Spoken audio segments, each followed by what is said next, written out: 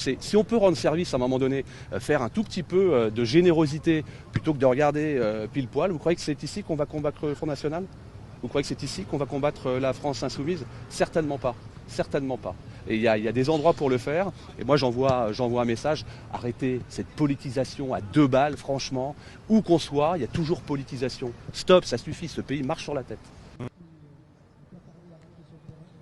Alors vous venez d'écouter Carl Olive. Alors Carl Olive nous a dit concernant les élus de la NUPES qu'effectivement il fallait leur poser directement la question et qu'ils ne pouvaient pas répondre à leur place. Une chose est sûre, la politique est restée au vestiaire ici sur le terrain et le match vient de démarrer à l'instant avec le coup de sifflet que vous avez peut-être entendu. On l'a entendu. Merci beaucoup Michael Dos Santos et Charles Baget au Centre Sportif Émile Antoine à Paris. La politisation à 2 balles, Geoffroy Lejeune, c'est un peu ça qu'on voit sur le terrain. C'est un peu dommage ou pas? Honnêtement, il est rafraîchissant, Carl Olive, quand même. Moi, je partage absolument tout ce qu'il vient de dire. Et enfin, quelqu'un qui réussit à parler de manière dépassionnée de cette histoire que manifestement certains députés Renaissance et les députés de la NUPES ont pris très au sérieux.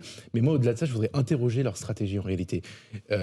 Diaboliser le Front National, puis le Rassemblement National, vouloir l'exclure d'à peu près tout, ne pas serrer la main aux députés du Rassemblement National dans l'hémicycle, etc., etc. C'est ce qu'ils ont fait tous pendant 40 ans. Au début, Jean-Marie Le Pen faisait 2%.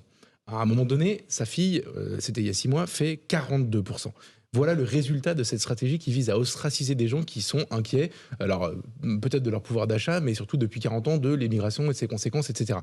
Donc c'est un mépris déjà de ce qui est exprimé dans les urnes par les électeurs. Je rappelle que leur métier est quand même de s'adresser aux Français à l'origine. Un mépris ensuite pour le choix qui est fait par les Français. Il y a des députés RN parce qu'il y a des gens qui ont voté RN.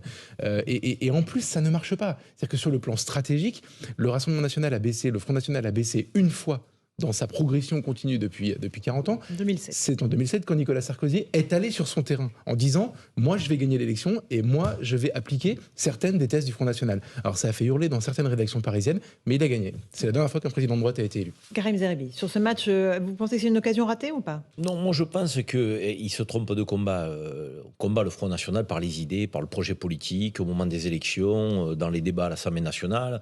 C'est pas parce qu'on refuse de jouer un match caritatif qu'on est un opposant au Front National, crédible, sérieux, avec des arguments. Je veux dire, c'est pas sérieux de laisser penser ça. D'autant que si on sort de l'hypocrisie ambiante, un élu, quelles que soient ses idées, à partir du moment où il a été élu démocratiquement, ça veut dire que la République accepte effectivement qu'il soit un représentant du peuple et il a le droit de postuler aux élections.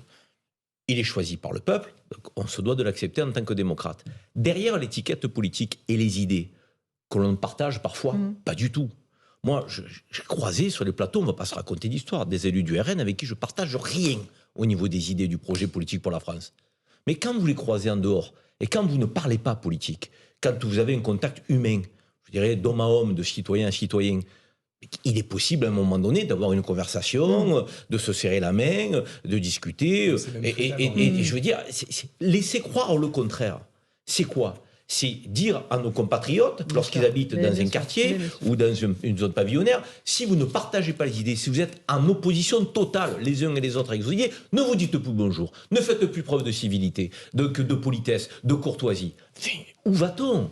Je veux dire, on déplace le débat politique sur un terrain qui, de mon point de vue, n'est pas pertinent. Pas le bon. Simplement, c'est un coup politique. C'est du Sandrine Rousseau. C'est un coup politique.